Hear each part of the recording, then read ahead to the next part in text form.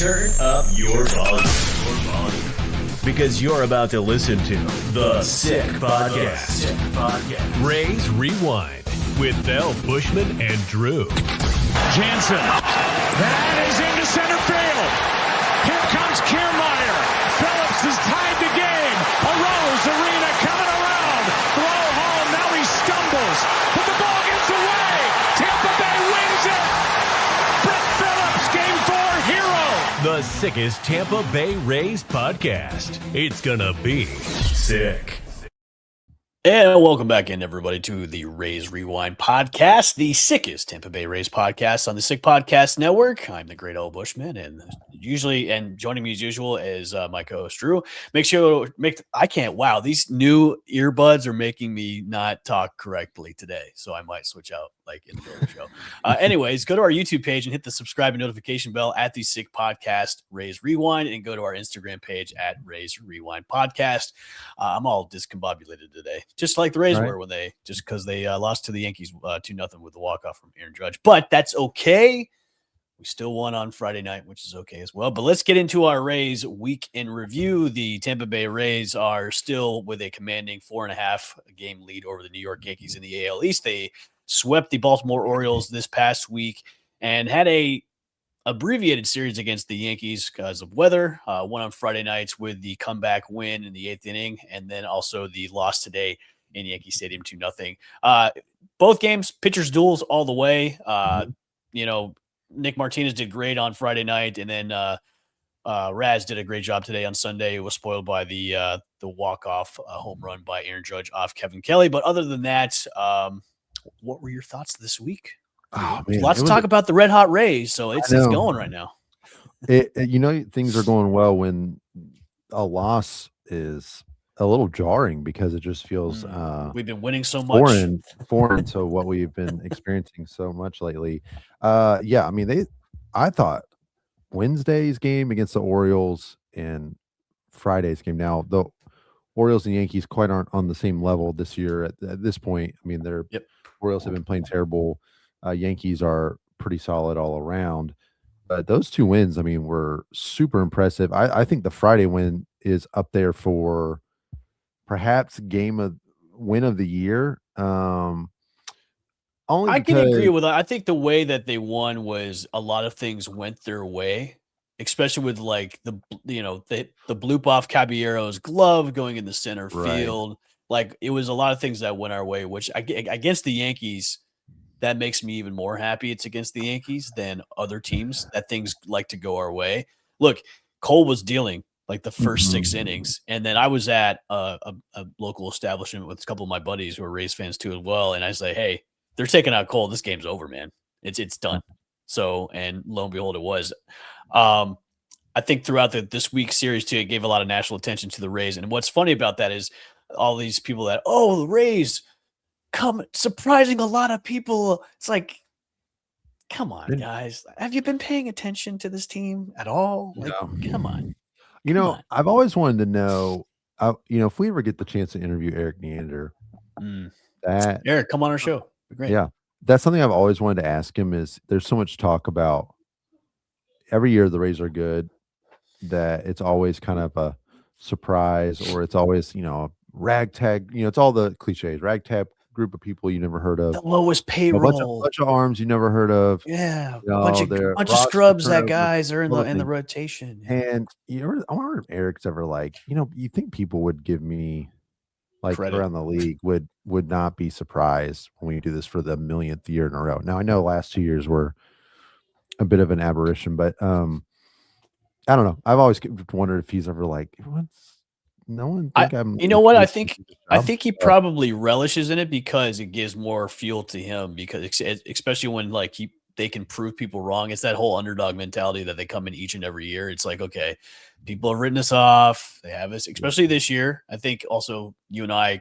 I wouldn't say written them off, but say, hey, well, they'll probably maybe third, fourth. But like the way they've overachieved so far, 50 games in, it gives notice. Oh, they're doing the Rays way again. It's well, they do the Rays way every single year. This year happens to be. I think they're on a 90 win pace right now. Yeah, I think it was 111 games. Oh no.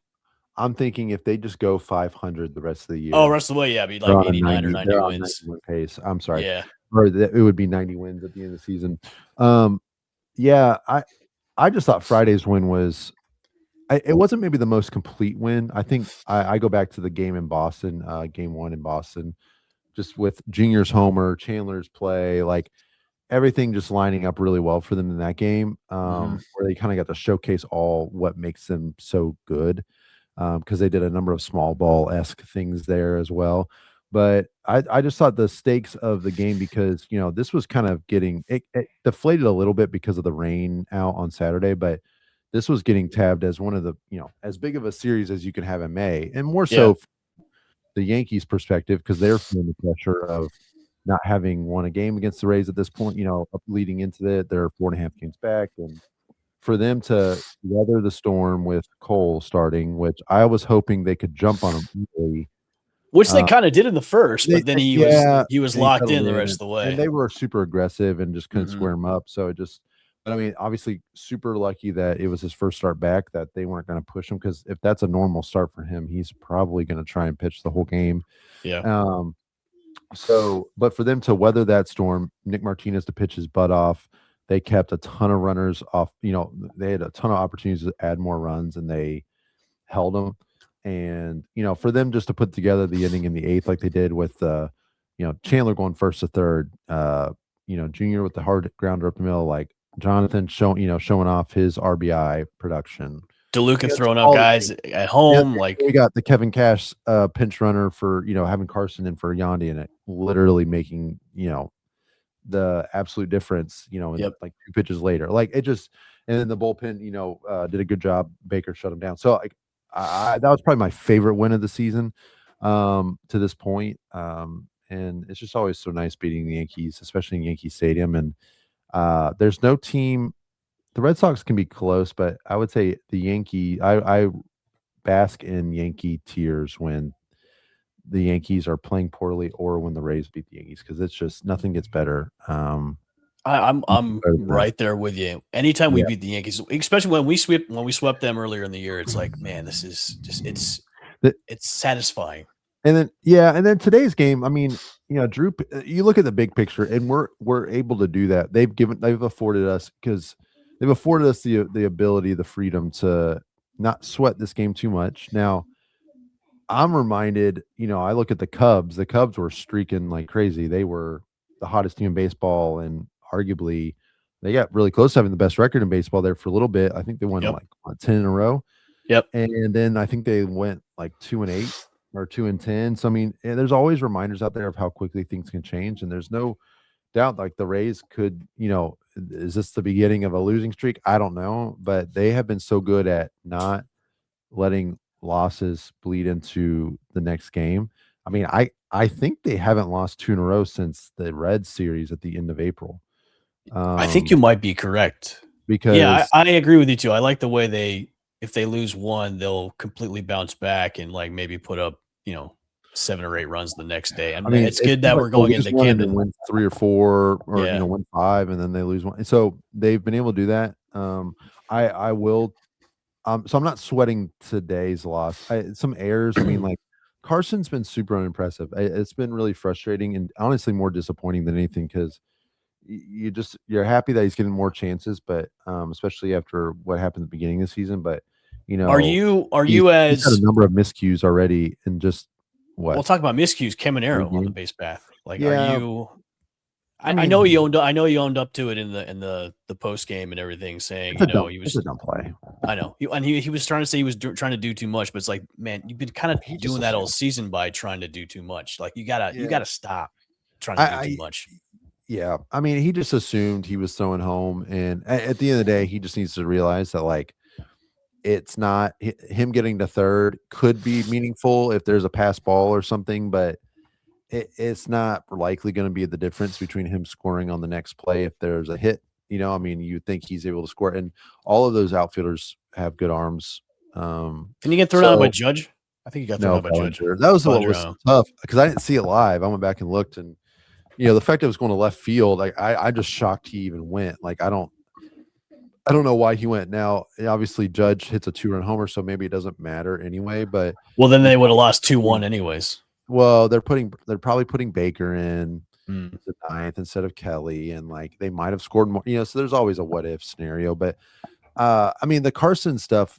I know that he's not as crucial of a player as Junior, so in a sense, it maybe isn't as big of a deal. But I think I'm just disappointed that he's someone I was really excited about, and we were hoping that he would take the opportunity at the beginning of the season and run with it, and then he really didn't. Now he's getting a chance because of injuries, and I mean, he's had 3 miscues, and I mean, he's only played in 3 games, and he's appeared in 3 games, and he had the running a pinch run opportunity against the Orioles on a Wednesday.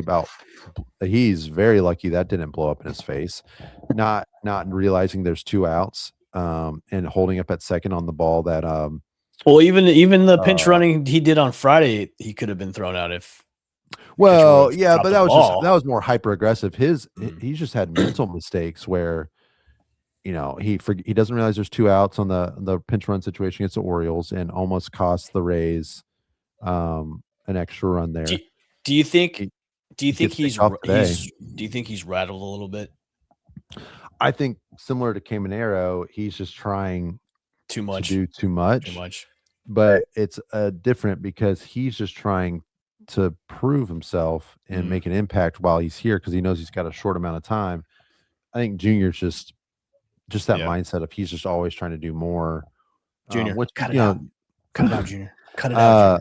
But Carson had a couple throws today. I mean, I know second's not his natural position, but like he had a couple offline throws today. I don't know. I've been disappointed that he hasn't been more. The mental mistakes have been a part of his game, and that's been frustrating. But yeah, Rass pitched great. And Judge is going to get. Usually they limit Judge so well, but he's eventually going to do something against you. And it was a Yankee Stadium home run to right field, joke of a wall. I mean, it's not. It's a joke of a wall.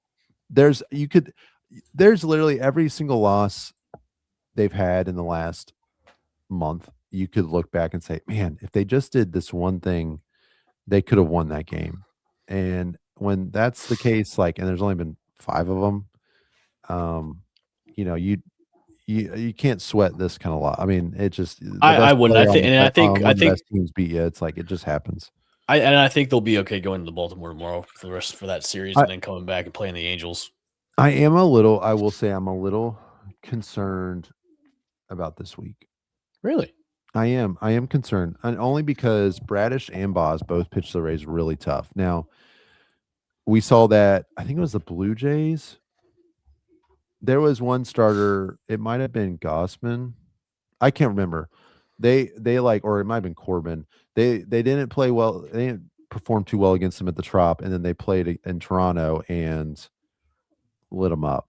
And they were on it.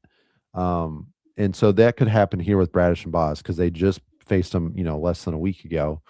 So perhaps that familiarity, it leads to better results. And the Orioles haven't been playing well, but I'm just worried. I could see the Rays losing 2 of 3 against Baltimore, only because I'm worried. Is it time for a slump for the Rays? I'm worried Bradish and Boz still pitches tough, and then maybe they get a game. And maybe I'm just being pessimistic, but then the Angels, I know they're one of the worst teams in the league, but I feel like I've seen the Rays so many times. They'll come into there's absolutely no reason they should lose a series like that, and then they just play down to the competition, or they just come in so flat. And now I haven't seen that with this team at all. It's just more historically I have a little bit more faith in this year's I've personally Rays, watched this fall so flat against the Angels at the Trop and I don't know. I'm just okay. I'm always worried. It's just man. No, I know where you're coming from. I know I'm there too. There's in the back of my mind is okay. I'm just trying not to get hurt. When is that? Trying to prepare myself. Well, remember that year when we started off 13-0, and then we were doing well, and then we were limping to the trade deadline where it was just like we lost. I think Yeah. we lost 3 or 4 against the Red Sox going into the deadline. And okay, hey, maybe they'll bounce back after the break. Nope, didn't do that. No, I get it. And the injuries are piling up a little bit. Like I'm just kind of, I don't know, man. But I don't Well, it's know a who good thing they the play. rest of the AL stinks. So That's the thing. And we best case scenario, we didn't expect this kind of 50 game start for the Rays. I'm sure. Like, I mean, Nobody we did. talked about wild card. Like, yeah, they could be a wild card team. I don't, we definitely didn't see them being division leader. I mean, we didn't predict it, at least. But it's just, I was telling my son about this today. I was like, it's one thing that they've played so well and banked all these wins. And on top of that, what's made it so incredible is that the rest of the league is just so bad, or has played so below expectation that it's like not only have they banked a bunch of wins, but then all these other teams have just gotten off to such slow starts, and even in their own division, that the separation is just, I mean, you can't. It almost feels better. I'm a little bit hazy on what 2023 looked like at this point. I know that I think this obviously team we got off to is a huge start, and then the Orioles were always kind of right there, and then we started falling back, and then things just kind of got worse as the year went on. But to me, this I team almost is a feel lot better than better. that 2023 team. A lot better. Well, they're playing better baseball right now. I just think this gap that they've created feels feels better to me because of just how poor the rest of the league is. But then on the other hand, there's times where I'm like, well, the rest of the league's going to have their moment, and then the Rays are going to have eventually, you would think, some sort of slump. And then you think last year, like they were half game out of first, and several games ahead in the wild card, and it just let's keep optimistic. Let's keep us being optimistic. Sorry. I know. I'm just lots of scars. All right, it's okay. All right, let's get into our new segment is trade do's and don'ts. The Rays are off to obviously one of the hot start this year. A lot of people saying they're going to be aggressive at the trade deadline if they continue to play this way. Eric Neander even went on 95.3 WDAE saying, depending on how we are, we could be really aggressive. Names have been thrown out a lot the past week or so. We're going to do in some scenarios where trade do's and don'ts. We're going to go through a couple players that the Rays have been maybe linked to or been suggested that they might go trade for. But either way, the Rays, if they continue to play this way, could go after superstar caliber type players. So we're going to do trade do's and don'ts. First player up is reliever Josh Hader. Trade do or don't? Drew, I'll let you go first. Yeah, absolutely.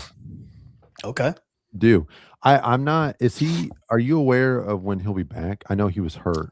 I don't know the nature. I don't remember the nature of his injury. I'm not sure. Hold on. Because that could play a factor. Assuming the Astros stay out of it, although first week in June. Oh, so okay, that's fine. That's really fine. Yeah. I'm all for it, man. I'm all for bullpen. They'll definitely need some bullpen help. I know Uceda's coming back at some point. Manny Rodriguez will come back at some point, but they need some strikeouts. That's the thing, is they don't have a ton of high strikeout guys right now in the bullpen. So if they can go out and get a high strikeout guy like Josh Hader, I'm all for it. And I don't know what his contract situation is. I would imagine because he signed. So right now he's probably not too far away from free agency. He is owed. So he's in I think he's in. Yeah, he signed a 5-year, $95 million contract with Houston. So that kind of contract, $19 million a year. When does it expire?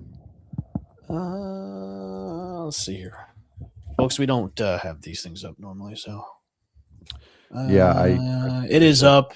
It's through the 2028 season, so could be out of the price point of the Rays. That's 19 mil. So, but yeah,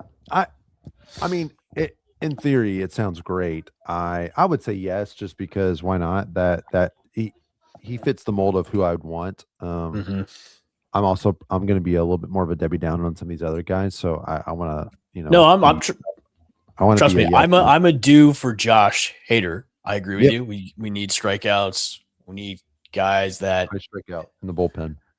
Yeah, we need veteran guys in there. We need. Obviously, the injury concerns me, but having a guy like Hader in the the back end of that bullpen could Do you really think they help out want 3 lefties in the bullpen? if he's available. Which Yeah. I think everybody in Houston is available as of right now. I think why not? But of course, the 19 like if they want to trade for him, they're going to be. I would say you're going to buy low on him because of the injury, because that is a concern. But the contract is what is probably going to be a no-go. So, well, I think the idea of bullpen adding is we're all in support of. I think yes, there will definitely be some ads. You didn't ask me about him, but I think a guy I would like to see, and I'm not familiar with his contract, and I believe he is a higher strikeout guy, but Garrett Whitlock of the Red Sox I like a lot. So I don't think they're gonna. They're looking to trade for bats. They're like buying it. I know. Well, they're desperate, but Yeah. they're not going anywhere. All right. Next guy is fellow Houston Astro, his name has been popping up a lot, especially with the Rays, is Yordan Alvarez. I'm going to say don't. Why do you say don't? I'm curious what your thoughts are. So my reasoning behind it is, okay, you bring him over. He's a DH. Right. What do you do with Yandy? And then what do you do with Aranda? A lot of people are like, well, you could trade Aranda with a bunch of prospects and bring him over. No. Why would you trade away a controllable guy who's the RBI leader right now in the league and bring over Alvarez right now? And then who are you going to put at first base? Are you going to put Diaz at first base and just have Alvarez as your DH? To me, and it's also it's the team culture too. I'm not going to shake up our core 3 to bring over Alvarez for that. I'm not, especially if you even if you bring over Alvarez and then keep Diaz or Aranda, it's okay. Where are you going to shift to? Who's going to go where? You're not going to put Aranda at second base. No, you're not. So I'm going to say no, because it just doesn't. I know it looks good on paper. It just wouldn't make sense to me to bring him over. Well, I know he's younger than Diaz. Some people are saying, "Oh, let's trade Diaz." Why? Why would you want to shake up the boat when it's working so well right now? Yeah, I'm with you 100%. I think don't. I think it's fun to think about his name and the idea of getting him, but I think practically it doesn't make a lot of sense for the reasons you laid out positionally. I know Aram Layton with Just Baseball Media. I saw he was mentioned this, and it's a fun topic. So I'm not. It's not anything against him. And he used Aranda as the main return, and maybe a guy like Carson Williams and some other prospects, whatever prospects the Astros want. And it makes sense. Like, I think if the Astros are trading Yordan, I don't think that they're going to try to, even though that would signal they're definitely like starting over to a certain extent. They're not going to try and sell their fan base on another big teardown rebuild like they went through a decade ago, or a decade plus now. Like, they're not. I can't imagine them saying we're just going to be. And it's not as guaranteed, right? With the lottery, like it's just tough for because they. And I know it's been popping up too. Like, the Rays have so much capital to trade with because of all the prospects we got in the Vaz deal, and the guys that are Rule 5 coming up too. It's like, okay, we're playing with house money right now. We could probably go out and get whoever we want, but a lot of these scenarios have to make sense. And Alvarez, as much as he'd be great in that lineup with Caminero in there, it doesn't make. Yeah, I'm not giving up Diaz or Aranda. I'm not doing it. And then you're gonna have to give up Aranda and more. Yeah, Aranda and then prospects. They're not going to take Diaz. Diaz doesn't solve a need for them because he's older. Like, they would want Aranda, and I don't think, to your point, like, I don't think taking from one of those 3 is going to be a net gain. It's not for the team, because whatever you gain on the field, I think you're going to lose in the lineup, the team aspect.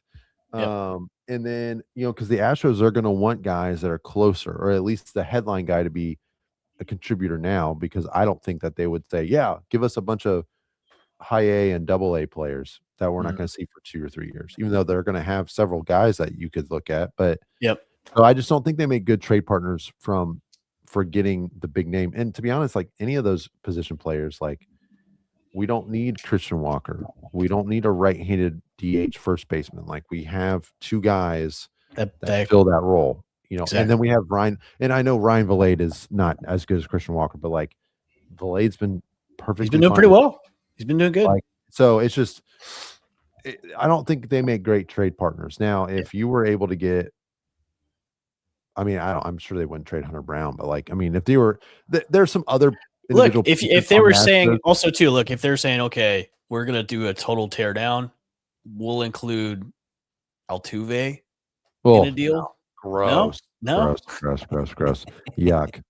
No, Hey. dude, he can stay. He can stay on the Okay. Astros. I don't. All right, I don't want that let's cheater. move He's a on cheater. to another player. Now, this name you probably will say don't on, but if there was a player to go all in per se, put your chips in, go get this guy. This could be the guy his name has been brought up, not linked to the Rays, but linked to a few other AL East teams that they could go trade for. Bobby Wood Jr. Trade do or don't? I say don't, because there's no way the Royals trade him. Okay. There's no way. I don't understand. What if there was a where did it come from? Like You mentioned this not before linked, the not show. linked to the I know not we're linked to the gonna Rays. His name wasn't brought up with the Rays, but it was brought up with other teams. But like, what would be the logic for that? For the Royals? Like, I know. Why would What's their franchise guy? I know. That would be so. Just because they were just in the playoffs. But take that out of the way. Take that out of the way. Would you do a trade, do or don't? We're trying to get a new stadium built. So are we. Yeah, no. I mean, don't. Only because okay. There's just no way it's happening. There's no way they're trading Bobby Witt. They should fire everybody at the Royals if they trade Bobby Witt. Okay. I mean, do from the standpoint, of course, to have Bobby Witt on the Royals or on the Rays would be awesome. So I know you say don't. I'm going to say do, just because I like these types. No, hold on. Give up. I mean, you'd have to give up a lot. You would have to deplete a lot of the farm just to get him. But like for me, hey, new ownership, trying to get a new stadium. You're trying to, if they're playing the way they are by the deadline and they're trying to go all in per se, and if he's available, if I'm Eric Leander, let's make a deal. But hey, that's why we have this segment. That's why it's fun. But why? But where would he play? Well, shortstop. Walls would have to be in the deal. No. What are you talking about? Yeah, Walls. No. Bobby Witt comes over. They're putting Bobby at second base. What are you talking about? Okay. I'm obviously kidding, but they're not. I mean, I think it would. Bobby Witt might be the only shortstop in the league that they'd say, you know what, Taylor, you're gonna have to move. Sorry, man. No, I'm just kidding. Of course, Taylor would slide over, but yeah, big no for me, because I'd be in crazy town now if. Okay. All right. Last name on the list. He's been brought up a lot with multiple teams. I know the Rays were one of the teams mentioned. Tariq Skubal, who will be coming back pretty soon. So Skubal is a name. I am gonna say do not. What do you say, Tariq Skubal? Wait. Why not? Why do not? It would. Why don't, I should say. It's gonna take a lot, and then the elbow thing kind of just is with me and elbows, especially with pitchers, that kind of concerns me. Now, if you can buy low on him, I would say do it, but I know it's going to take a lot to trade for him. But that's why I'm going to say don't, because it would take a lot. But like I said, if you can buy low, if you can get him for next to nothing, I would say do it. But like the elbow injury does concern me, and he's like already back after a few weeks after having that surgery done. Yeah, that's crazy. You know, I mean, a lot can change between now and the trade deadline. Trade deadline's late this year. It's August 3rd. Yeah. My wedding anniversary, for those that care. I would say do. Okay. I don't necessarily like the idea of just going all in on him because of what you give up for him, and he's a rental. So I don't think that it would be my favorite. Of course, I'd be excited. It's a half season before he goes sign with some big team. And if it doesn't work, in the sense like it doesn't get you a World Series, you're going to be like, this was fun, I guess, but this kind of sucks. Because now all these guys are gone, and he's just going to call for free agency. So you're a don't. Well, I'm a do in the sense that like if because I would think that if the Tigers are trading Skubal, they're like way out of it. Right. So because even if they have a semblance of a chance, I think they keep them and say, yeah, we're gonna go. We'll just do what we got to do. So the Tigers would be out of it. I would think that being less than 2 months of a rental, I mean, they're gonna have to ask for quite a bit because he's so good.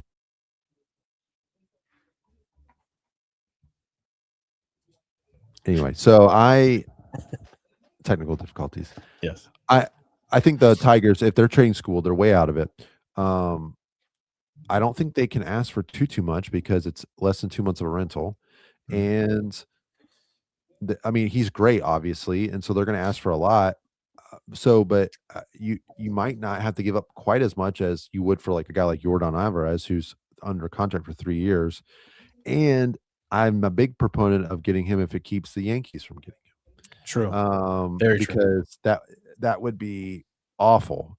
That would be the ultimate middle finger to the Yankees too. So okay, all right. So you know what? I might change mine. I would say do it if it blocks the Yankees from getting him. You can get him for cheap, get him for next to nothing. Yeah. And then that rotation would be scary as hell. So yeah. Yeah, for sure. And I am worried about like if Garrett Cole looks really good for the rest of the season, even though I think he sucks and whatever. But if he looks really good for the rest of the season and Fried is actually back and like okay, and Schlittler is still dominant, like that is really hard. Them throwing those three guys out is pretty scary for a series. And the Rays, obviously, like they've got great pitching too, but it almost would feel like they need like another guy. Yeah.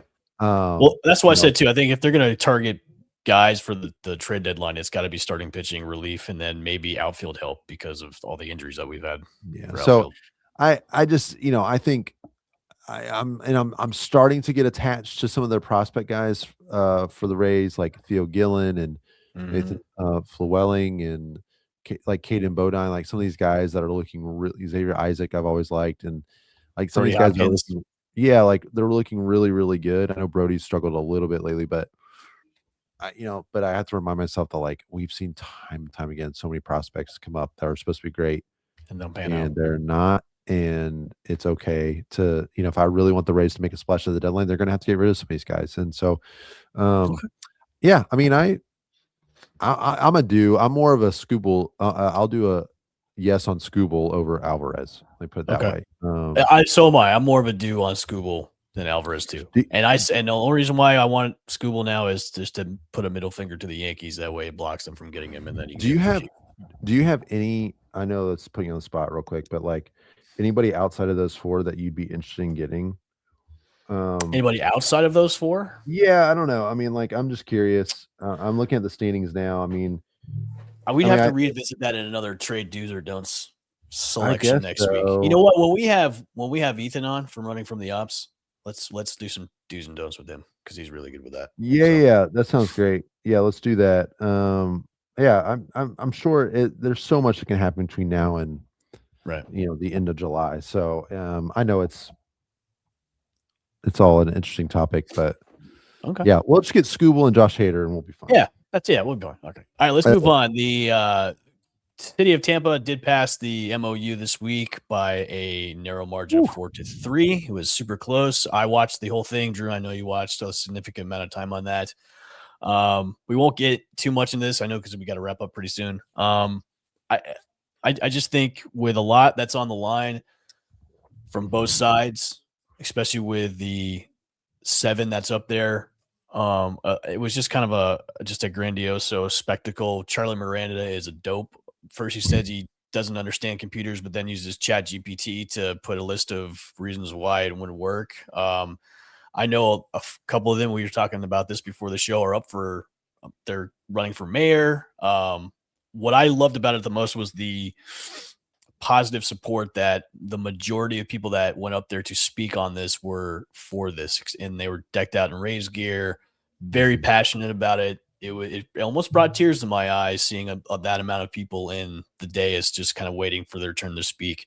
And the city of Tampa, you need to really consider this as such an investment into the city. Look, and Drew, you and I, we don't even live in Tampa. Like I live south of Tampa in Bradenton. You live up north in the Carolinas. This doesn't really have an effect on us, but it has an effect on us as Rays fans staying in the Tampa Bay region. If they move to Orlando or another one of these cities, it affects us as fans. And I think the city of Tampa really needs to take a look into the people that are making the decision on if this goes through or not. Really need to make a decision about, hey, this is a multi-billion-dollar revenue stream for the city, and it needs to go forward with this. And I really hope it does. No, and look, I know both sides still have a lot of things to iron out. And I will say this, man, if you ever need Ken Babby to close anything for you, just bring in the righty, dude. That guy can sell ice to Eskimos when it comes to he was great. Oh man, when they brought him back up and he was answering those questions, he had the perfect answer for each. And I think, bringing him in there and just really kind of saying, look, look, I'm not into the whole, what the line by line about what the deal is, but the CIT was brought up a lot, and he was be able to answer the pay as you go. Like that should ease a lot of the minds of those 7 that, hey, the Rays are willing to put in so much money on this. It's not a bad deal. So let's just get it done. What were your thoughts on what you saw? Yeah, Babby was super impressive. And I mean, it was high drama. Like I was really nervous watching those last several minutes. So was I, because I was like, man, this could be a no. Yeah. And I don't feel like that was the expectation going in, considering it was non-binding. So it felt like the fact that it felt like they had to really work just to get it to that point, for it to pass. I thought it was interesting that one guy, Carlson, was like, I'm gonna say yes now, but then no later. It sounded like he was negotiating during the meeting with Kim Babby. Yeah. And I'm not going to sit here and act like I watch a ton of city council meetings or really am familiar with the whole process, but it's interesting. Like, and I'm biased, obviously. Like, I have my own viewpoints of like I want them to build a stadium, but I don't know. The fact that they were so closed off, it just baffled me, considering it was non-binding. And I'm still confident. Like I know that Babby said they're not gonna put in more money, which I don't think they need to. No, it is pretty ridiculous considering it's like $80 million, which I know is a lot of money, but in the grand scheme of things, it's really not. It's nothing through that the whole agreement. For all that, and it's nothing. There was one city, I think it might have been Kansas City, but they were talking about like 500 million for a stadium, and we're arguing over 80 million. That's like causing these politicians to balk at doing a. And even when Babby was saying, look, we kind of agreed to pay the 80 million as the pay as you go, like they're willing to pay that 80 million. It's like, then what is the disconnect with? I know there's so many other things that people want to get done, but like that's having this stadium, this entertainment thing that they're going to try and bring, right? It's going to help pay for those things. Well, and that's why I know it was close and they got work to do, but I think that they they had said, there was a couple of them that said they hadn't talked with the Rays directly. I would be hopeful that those conversations will happen. Yeah. And I think that I know that some of them came off as pretty, hardliners against it. I look at Carlson. I know he said he's 99% going to vote no. I don't know. I get the sense that like, if the Rays are willing to do some things, or I don't know. I think so too. And I also think if the ones that are look, Miranda's hard. Yeah. I think too, I think they just want to be included more into these negotiations. But you got to remember, they have a room full of like 50 people. Most of them are lawyers. Like we can't bring everybody in there. But if the Rays want to have them included, I think they should, which is rightfully so. But just the scale of what it could bring to the city of Tampa, if you pass on this, and a lot of people brought this up, you pass on this, don't expect to get votes from people. Don't expect people to vote you in next year. Don't expect people to vote you in as mayor. So I really hope those politicians kind of really look at that and go, if you vote no on this and don't have this pass, it'll cripple your not only your political career, but your legacy as a politician. So, and that's enough stadium talk for us, because that's all the stadium talk we usually do.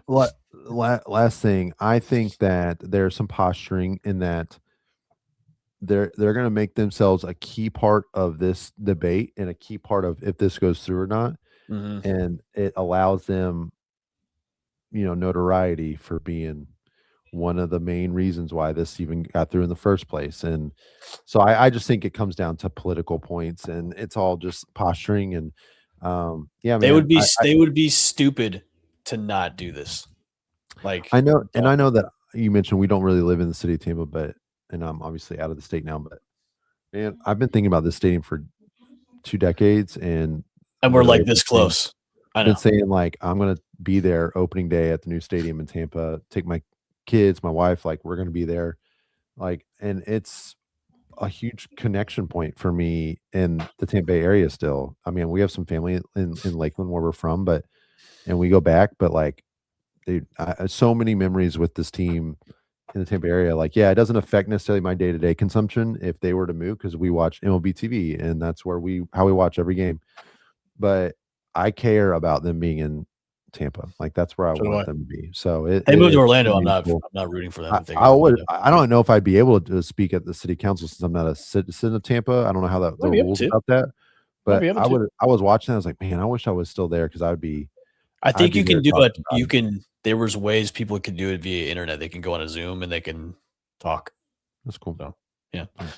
All right, we'll wrap up the show with tarps off. A movement that's been. Are you taking your shirt off, or am I taking my shirt off? Not this show. No. Okay. Yeah. Sorry. I will on Friday though. Tarps off has been sweeping the nation. The Rays have had a really strong turnout for tarps off. It's going to continue on this or next coming week on Friday when they come back in the town against the Angels. A section for the tarps off has been put in the Trop, where it's replaced Randy Land, so you can get your tickets for those 2 sections. I will be there on Friday against the Angels, and you'll most likely see with me with my tarp off, and I might shave a little TB in my chest hair, so you might see that too. Wow, that'll get you. I'm going all in. I'm going all in this, Drew. Well, you need to shave the TB, and then on the back, if you got, you can shave something on your back. You can do like a number rewind. No, you gotta do the podcast. You just do the whole URL. Just say, that'll be a long URL. I don't think it fit on my back. So, yeah, that's awesome. No, can you explain the tarps off? It's only for the end of the game, right? No, I don't think it's, because they've always popped up in the Rays. At least they've always popped up towards the end. I think it's where they're like doing it now. I think probably the whole game's now. I know it wasn't their idea, because it started off in football last year. I know USF was a catalyst for that, and then 2 fans up in St. Louis this year started it, and then it just kind of caught wind, and everybody started to do it. Yeah, so we're actually going to interview the 2 guys that started for the Rays this week. That's awesome. So, yeah, and normally I'm like, we're not the ones that started, so, but I love that it caught on, and I love the atmosphere. I mean, they're loud, like this. Whatever it can create better atmosphere at some of these games, like, I'm all for it. So I know we weren't the originators of it. I know it was somewhere else in like St. Louis and stuff, but man, if it means that people are pumped and making noise, it reminds me of college football. It reminds me of soccer games too, where it sounded like chanting college and stuff. Yeah, it's great. It's great. Yeah. So I'm pumped, and I'm excited. It makes it comes through on the TV. I mean, like, it's loud, so it'll be cool. I'm excited for you to talk with them on Thursday. Yeah, I'm going to talk with them on Thursday, and then I'll be probably in the thick with the boys, doing my tarps off on Friday. So we'll see. Nice. So, all right, everybody. Well, thanks for joining in for another episode of Rays Rewind. You can, of course, go to our YouTube page at Sick Podcast Rays Rewind. Hit the subscribe and notification bell when new episodes drop. And go to our Instagram page at Rays Rewind Podcast. For myself and Drew, we'll see you guys later. Bye. And that's a wrap. Hope you don't miss us too much until next time. Follow the Sick Podcast Rays Rewind with Bushman and Drew on YouTube, Google Play, and Apple Podcasts.